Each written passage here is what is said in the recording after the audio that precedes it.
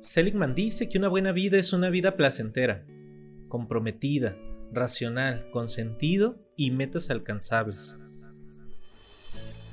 Hola, mi nombre es Julio Montiel, psicólogo, consultor y empresario, y me dedico a compartir estrategias de bienestar con la esperanza de que estas intuiciones inspiren a otros a construir una mejor versión de sí mismos y experimentar esa vida plena. Te invito a caminar juntos y acompañarnos en este proceso de transformación personal. Bienvenido a mi podcast, Estrategia de Bienestar. ¿Qué tal, amigos? Hola, espero se encuentren muy bien. Les doy la bienvenida a este espacio y el día de hoy quisiera hablar de transformaciones en un tema que desde el principio que inicié con el podcast que he querido compartir es sobre el proceso en el que se configura nuestra personalidad. Este proceso le llaman proceso de individuación y quisiera abordarlo desde la perspectiva de Margaret Mahler. Como menciono en otros episodios similares a este, pues no busco hacer una cátedra, una tesis acerca de su teoría, más bien rescatar algunos conceptos que inviten a la reflexión personal, al entendimiento de nuestras relaciones y a tomar mejores decisiones. Margaret Mahler, entrando ya en materia, dice que el nacimiento biológico y el nacimiento psicológico no se dan a la par. O sea, el nacimiento biológico pues es inevitable, es abrupto, espontáneo, pues no estaríamos aquí. Pero el nacimiento psicológico es un proceso que se da más lento. O sea, todavía cuando el niño nace físicamente, mentalmente o emocionalmente o psicológicamente aún no nace. Esto es un concepto bien interesante. O sea, el niño necesita pasar por una serie de procesos para concebirse a sí mismo. Y esto fue algo que yo recuerdo que en la carrera me causaba mucha admiración porque recuerdo que un profesor nos decía, ¿cómo piensa un niño si el niño no tiene palabras? ¿Cómo se imaginan ustedes que pueda ser la concepción de un recién nacido del mundo si no hay lenguaje? Y ahí es donde Margaret Mahler va analizando este proceso a través del nacimiento y la relación con la madre y propone un proceso al que le llama separación-individuación. Esto se da desde los 4 meses hasta los 36 meses aproximadamente y va pasando por fases. Los nombres de las fases están algo curiosos. Voy a intentar hacer una descripción breve de cada una de las fases, pero hay mucho que se pudiera desglosar de esto para el tema de crianza, para el tema de entendimiento de nuestras relaciones. La teoría de Margaret Mahler va dirigida a la psicopatología también, en el entendimiento de el desarrollo de la personalidad como una explicación de cómo nos configuramos, pero también de las psicopatologías que aparecen de un abordaje que no es sano en estas primeras etapas. O sea, la premisa es que personalidades psicóticas, limítrofe o algunos tipos de neurosis están relacionados con un mal, pues no sé si mal sea la palabra, pero sí con un mal desarrollo de estas fases o subfases en el proceso de nuestros primeros meses de vida. Entonces se vuelve muy significativo. Entonces yo hoy, más que hablar de la parte de patologías, hablaré del proceso de cómo logramos esta individuación que lo podríamos entender como la configuración de un yo consciente en el que me entiendo a mí mismo fuera del mundo. O sea, en el que logro reconocerme a mí mismo como un individuo separado de los otros y del mundo. Porque de acuerdo a lo que propone Margaret, este proceso intrapsíquico es un sentimiento de entender nuestras características individuales. Todo esto se da por medio de una separación. Ella dice que la separación es un logro intrapsíquico de sentimientos de separación de la función simbiótica con la madre. Ahorita lo voy a desglosar a qué se refiere esta función simbiótica con mamá. que nos permite empezar a tener una relación con el mundo en las que nos distinguimos, o sea, entendemos nuestro yo consciente separado. Entonces, el proceso de separación e individuación va a ser el primer requisito para el desarrollo, configuración y mantenimiento de una identidad, de una personalidad. En la primera fase, que le llama Margaret la fase autística normal, dice que esta se da desde el nacimiento hasta las primeras semanas de vida, y dice que el bebé pasa por una especie de sueño, se despierta para satisfacer sus necesidades, se alimenta, duerme, o sea, lo esencial, y vuelve a dormir. Pero en sí el bebé está desconectado del mundo. O sea, hay una especie de barrera a los estímulos que para nosotros son muy cotidianos, como una mirada, una palabra. O sea, hay una barrera a esos estímulos, como un niño del espectro autista. Entonces el niño no se relaciona, solo es una criatura de impulsos desde esta línea. Posee aparatos que son más bien de percepción. Si algo sobrepasa esa barrera de su percepción, pues le genera malestar. Entonces es donde el niño llora, ¿no? Por ejemplo, el frío hace que el niño llore, el dolor, algún sensación al tacto fuerte le genera dolor. Pero fuera de eso, aquí hay solamente una relación con el ambiente que es más utilitaria, y el niño tiene un autismo que es normal. O sea, en esta primera etapa dice Margaret Mahler que su relación con el mundo es indiferente. Las primeras semanas el niño es indiferente, no hay conciencia del sí, solo hay una especie de vivir en automático. Muy interesante.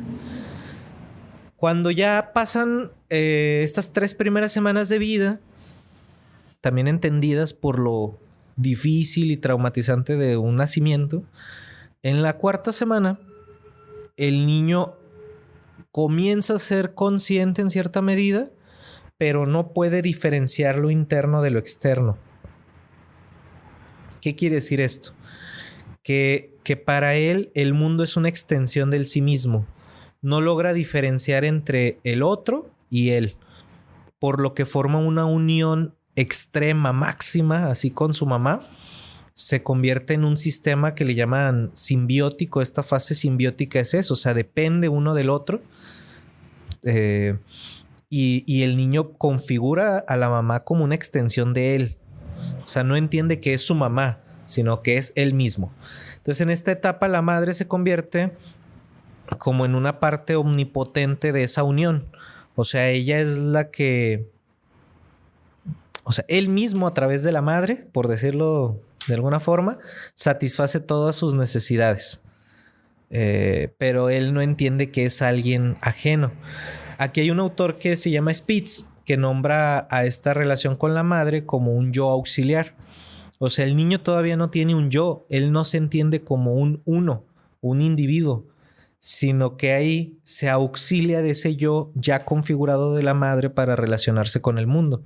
Y la mamá cubre todas sus necesidades de cuidado, de aprecio, lo defiende, le da cariño, le da protección, lo amamanta, pero no necesariamente hay un apego. O sea, el niño no entiende que es su mamá. O sea, no hay una materialización de esa concepción.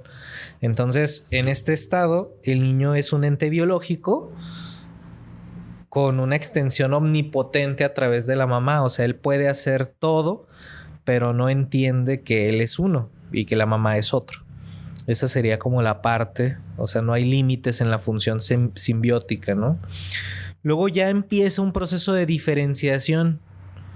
Este proceso es, yo creo que uno de los más significativos en la configuración de la personalidad, porque paralelo a la concepción de la imagen corporal, el niño se comienza a diferenciar porque va entendiendo, por ejemplo, rostros. Aquí comienza la separación de esa extensión simbiótica y ahora sí el niño ya comienza a diferenciar y empieza a entender que hay una mamá y hay un hijo, ¿verdad? Sin embargo, aún hay mucho, aquí ya hay mucho temor porque el niño, al entender que la mamá no es el mismo, sino que es un otro, al estar separado de la mamá que le da protección, cariño, placer, sobrevivencia, al estar separado de ella, le da miedo, es aterrorizante. Entonces el niño sufre mucho pánico cuando la mamá se aleja, porque en esta fase el niño ya comienza a entender que ella es un otro y él está completamente, ahora sí, apegado desde esa conciencia del otro y sujeto a la madre. El niño experimenta placer cuando se encuentra con ella. El niño es más consciente del placer, empieza a mirar, a escuchar y a tocar cosas. Aquí se mete mucho cosas a la boca, ya no como algo instintivo de sobrevivencia, sino como algo de experimentación del mundo, tocar, chupar, sentir, oler. O sea, el niño comienza a diferenciarse y aquí, para que haya como, o sea, este proceso de diferenciación óptimo, tuvo que haber primero una simbiosis. Y eso es algo que creo que es una enseñanza para toda la vida. O sea, necesitamos la simbiosis y luego la diferenciación para luego la separación y la individuación. Ahorita lo voy a desglosar. Pero en esta etapa, pues, como a los 6 meses de edad, es donde ya empiezan los indicios de la separación, de la individuación. El niño comienza a tocar el rostro de la mamá, a jalar el cabello, las orejas, la nariz, la mira, la recuerda, la compara con otro y ya ubica rostros y personas que no son familiares. O sea, ya hay una diferenciación. Podríamos decir que son las premisas del yo. O sea, si ubican aquí todavía no hay lenguaje. El niño no articula, no hay lenguaje. O sea, pero empieza a haber un entendimiento en el que hay un otro, hay extraños, hay una mamá y estoy yo. Eso es parte del proceso sano de configuración. De aquí viene ya posterior la etapa en la que el niño empieza a ejercitarse. Esta fase, se le dice ejercitación locomotriz. Se divide en 2 periodos. En el primero hay uno de ejercitación donde el niño comienza a alejarse ya físicamente de la madre por medio del gateo. O sea, el niño comienza a gatear o a ponerse en pie con cierta ayuda y el niño ya deliberadamente comienza a experimentar el separarse de su mamá. Y luego ya viene el segundo periodo donde ya hay una ejercitación propiamente dicha, donde el niño ya camina, a lo mejor no de la mejor forma, pero ya comienza a moverse, a desplazarse con voluntad. Y aquí en esta etapa es donde ahora son las mamás las que están ansiosas. Porque en la etapa de diferenciación que nombramos anteriormente es la mamá la que se separa. Ella tiene el control de la separación y el niño le genera pánico que ella se vaya. Aquí es donde se viene el duelo de la mamá, porque ahora es el niño el que se separa y las mamás se comienzan a sentir muy ansiosas porque es él quien antes dependía de ella, ahora comienza voluntariamente a separarse. Pero ella está muy ansiosa pues porque el niño es frágil, es un bebé, o sea, prácticamente es frágil, vulnerable, inconsciente de los peligros que hay a su alrededor. Entonces el niño quiere desplazarse, quiere tocar, quiere ver, quiere moverse. Y aquí es donde el niño comienza a tener sus primeros pasos de independencia con la caminata vertical. O sea, una cosa es que se gatea el desplazamiento inicial, pero cuando el niño se levanta, cuando tiene esta percepción del mundo, o sea, el niño toma un control grandísimo. O sea, de estar sujeto a ir a donde le dijeran, el niño se levanta y comienza a decidir a dónde ir. su visión cambia totalmente al estar ya erguido. Y en esa línea es donde, con pequeña ayuda, empieza a identificar palabras, sentimientos de apoyo, sensaciones, quien le dé la mano. Y el niño en esta etapa establece una familiaridad con el mundo. Ahí goza una distancia de la mamá y empieza a relacionarse con el mundo como en una especie de aventura en el que encuentra habilidades que no tenía, como por ejemplo el levantar cosas, el aventar cosas, el tocar cosas, el mover cosas. Empieza a haber una aproximación física a la madre más voluntaria. Voy y vengo. Descubre una libertad en la que él puede decidir estar en los brazos de su madre o ir a un lugar extraño, ¿no? Este es un momento muy incómodo para la mamá, ¿verdad? Digo que aparte es un peligro, ¿no? Que el niño se mueva porque no es consciente, ¿no? Entonces, el niño empieza a tener algo aquí que le llaman como recargas afectivas. O sea, el niño se aleja hasta cierto punto y luego necesita volver y asegurarse que su mamá está allí, como para recargar esa energía, y luego, ya que se restablece, vuelve a alejarse. Entonces, sí hay una separación ya aquí, pero sigue habiendo una especie de recarga afectiva, ¿no? Como si cargáramos el celular de la independencia, ¿no? El niño va, recarga, toma pila y luego se separa otro poco. Eso le permite comprender nuevas perspectivas y empieza a tener una mayor conciencia del yo a partir de sus potencialidades. Entonces el niño, a través del descubrimiento de la realidad, vive ya el primer paso en la formación de una identidad. Por eso esta parte es esencial, porque aquí en la primera separación o desplazamiento voluntario y experimentación del mundo es donde se va a ir configurando la personalidad del niño. Entonces, en esta etapa el niño necesita moverse, descubrir, tocar. Ahí va formando la primera confianza, ¿no? De allí tenemos la siguiente fase, que es la fase del acercamiento.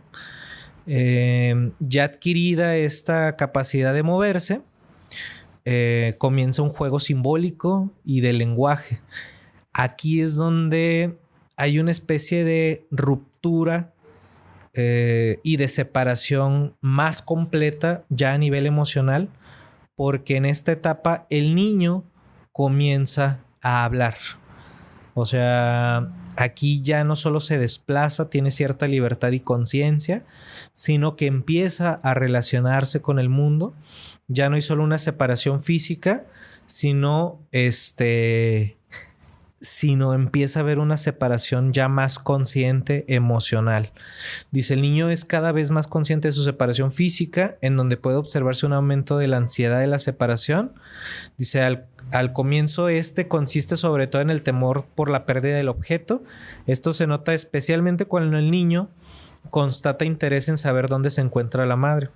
Entonces el niño va y busca a la mamá, ve que está ahí, se aleja, y luego vuelve, ve que todo está bien, se aleja, se vuelve un deambulador. Empieza a descubrir el mundo, empieza ya no solo a descubrirlo, sino a quejarse y a relacionarse con el mundo. Hay quejas, berrinches, tristeza. Aquí el niño presenta dos principales conductas, que es la huida y el seguimiento de la madre. O sea, por un lado, huye de la mamá para no ser absorbido otra vez por la simbiosis inicial, que ahora está en forma de sobreprotección de la madre. Pero por el otro lado, hay un miedo a perder a la madre. Hay un temor a perderla, entonces la sigue, pero no quiere estar sujeto a ella. En otro de los episodios hablaba un poquito sobre la reflexión de Nietzsche sobre el camello y el león y el niño. Les invito a revisarlo. El episodio se llama El Sagrado Sí. Y hablamos un poquito del camello como este sometimiento y el león como esta búsqueda de libertad, ¿verdad? Entonces el niño estaría en esta ambivalencia entre quiero a mi mamá y no quiero estar absorbido por ella. O sea, está buscando ese sano balance. Esto es alrededor ya de los 15 meses, ¿verdad?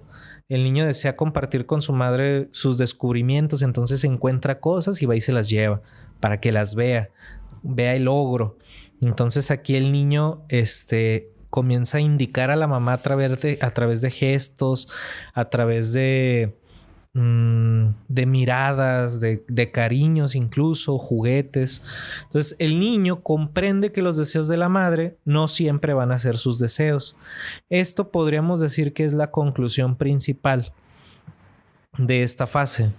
O sea, el niño empieza a entender que la madre no está sujeta a él, a pesar de que es un otro. O sea, la madre puede querer cosas que él no quiere. O sea, ella es un otro que tiene voluntad, así como él. Y él comienza a ubicar su propia voluntad, por lo que entonces aparecen los celos, la envidia. Aquí empieza a entender que hay otros niños, otras mamás, y que su mamá puede querer a otro niño y que no quiere que eso pase, ¿no? Entonces el niño presenta una especie de indecisión. O sea, quiere sentirse omnipotente, pero a la vez necesita a su madre porque no puede defenderse solo. Pero hay temor a que la madre lo sobreproteja y no lo deje descubrir ese mundo, porque ella puede querer cosas diferentes y puede querer a niños diferentes, por lo que tiene envidia y le dan celos. Entonces hay una ambivalencia constante. Es una etapa de mucha tensión. De allí iríamos ya a la consolidación de la individualidad. Esta parte ya es la principal, que es donde el niño logra resolver esa tensión. O sea, la frustración baja un poco y el niño se vuelve más dulce, más cariñoso, más paciente. Este es el proceso ya de individuación, donde se consolidan los logros que se estuvieron buscando en las etapas anteriores. Desde la simbiosis, en la que no entendía la separación con el mundo, donde se comienza a diferenciar, donde se comienza a desplazar, donde se comienza a relacionar con el mundo. Esta fase ya constituye el nacimiento psicológico del niño, porque es donde el niño comienza a identificarse yo, incluso comienza a ser consciente de su nombre. Este es un proceso evolutivo intrapsíquico muy, muy, muy importante, porque aquí es donde se da el sentido de la identidad, incluso relacionada a la identidad sexual. O sea, el niño es niño o niña. O sea, va siendo consciente de esa identidad social y sexual. Aquí aparece algo que para el logro sano de esta etapa tiene que haber algo que se le llama constancia objetal. Lo hablaba en la serie de la sombra y los mecanismos de defensa sobre la constancia objetal, que es el niño logra una seguridad, una conciencia de que la madre va a estar allí aunque no la vea. O sea, que la madre, aunque él haga cosas malas, la madre lo va a querer. Aunque él no vea a la madre lo va a apoyar. O sea, aunque haya otros niños, la madre lo va a elegir a él. Entonces, la constancia objetal es lo que ayuda a que haya una constancia en la relación con el sí mismo. Porque si puedo tener esa constancia y consistencia de mi madre, entonces puedo yo ser sin estar sujeto a ella y sin el miedo a que ella me absorba y deje de ser yo. Esta constancia objetal es la que luego es la base de nuestra configuración del yo y las relaciones interpersonales. Es la base de la conciencia, de la individuación.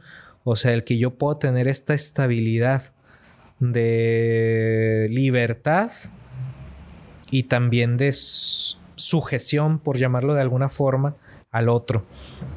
El desarrollo de la constancia es un proceso muy complejo. Ahorita no lo voy a tocar a detalle en el podcast, sino que más bien lo que quisiera rescatar de allí son conductas específicas del niño. O sea, por ejemplo, aquí ya el niño reacciona bien ante extraños, ya no le da miedo relacionarse con extraños. A diferencia de las otras etapas, por ejemplo, de diferenciación, donde cualquier extraño le generaba mucha tensión porque no era su madre. Aquí el niño ya tiene un deseo muy grande de autonomía, y más bien la mamá se vuelve motivo de frustración.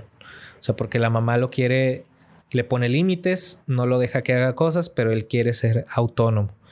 Cuando ya hay una separación completa de la madre, el niño ya no solo comprende que la mamá es un otro con su voluntad y deseos, sino que también hay otras personas a su alrededor.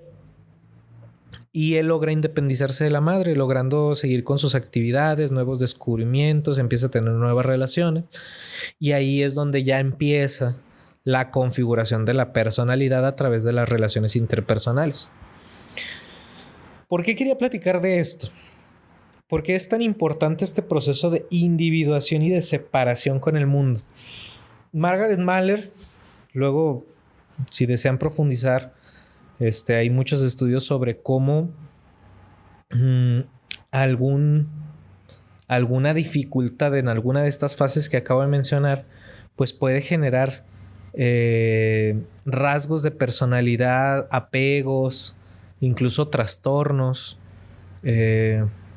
una conciencia del sí mismo marcada por la inseguridad y nos va destruyendo, ¿no? Entonces es muy significativo este proceso de individuación porque en este marco, como si fuera, no sé, una especie de método de aprendizaje sobre el sí mismo, es la manera en la que en otros ámbitos de la vida nos relacionamos. Por ejemplo, las relaciones de pareja. Las relaciones tienen una fase simbiótica, una de diferenciación, de ejercitación, de acercamiento y luego de constancia objetal. Entonces, las dificultades que tuvimos en el proceso de individuación con nuestra madre pueden ser las mismas o tomar parte los mismos miedos, inseguridades, rechazo o heridas que se generaron en esa etapa de individuación primaria, se pueden manifestar en la relación con nuestros trabajos o ya después con nuestros hijos, con nuestras parejas. Entonces, entender las claves de este proceso de individuación nos pueden dar luces sobre nuestras propias inseguridades. Por ejemplo, las parejas en el proceso de enamoramiento pues tienen una fase simbiótica muy palpable. Se van a todos lados juntos, se dicen todos, hablan todo el tiempo, pero luego tienen que vivir un proceso de diferenciación. Y si no hay ese proceso de indiferenciación, de separación consciente del otro, que le permita tener una constancia objetal, o sea que yo sé que aunque no estemos juntos, puedo confiar en que vas a estar para mí, de que me vas a respetar, de que puedo confiar en ti. O sea, si dentro de la primera infancia no hubo esa conciencia de seguridad, entonces la fase simbiótica se va a alargar, va a corromper la relación y va a ser muy destructiva.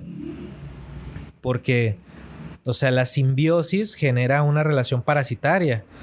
O sea, no siempre se va a poder estar juntos y es ese apego que no se puede quitar de las manos, ¿no? Es muy pegajoso, porque no es sano. O sea, lo sano es la individuación. O sea, la conciencia objetal en nuestras relaciones, donde yo puedo ser yo y puedo confiar en que el mundo es y tener una afirmativa a la vida. Esto lo voy a dejar como un marco de referencia porque en los siguientes episodios quisiera hacer referencias a este episodio porque quiero hablar como del tema de pareja, del proceso de individuación relacionado al emprendimiento, a las relaciones laborales, al trabajo, a la relación con los hijos, y quisiera hacer una comparativa de este proceso de individuación en la configuración de la propia personalidad a una especie de ciclo repetitivo que vivimos en otras relaciones y de que cómo las cosas que no logramos en este primer proceso se pueden repetir como patrones, o sea, como una especie de círculos viciosos que nos llevan otra vez a experimentar los primeros miedos, las primeras inseguridades y heridas y a revivirlas en nuestras relaciones interpersonales con una fantasía de repararlas. Espero que les haya gustado este episodio. Disculpen si me fui muy rápido, también no quería que fuera tan largo, pero ¿qué más? Les invito a profundizar. Hay mucha información en internet, incluso videos muy padres en YouTube sobre los niños, los bebés, cómo se va dando este proceso. Y ¿qué más? Pues les mando como siempre un abrazo grande. Les invito a seguirme en redes sociales. Siempre les comento que estoy como Julio Montiel Q y que por ahí me pueden encontrar en Facebook, Instagram, también así es la página web. Y bueno, les agradezco por compartir.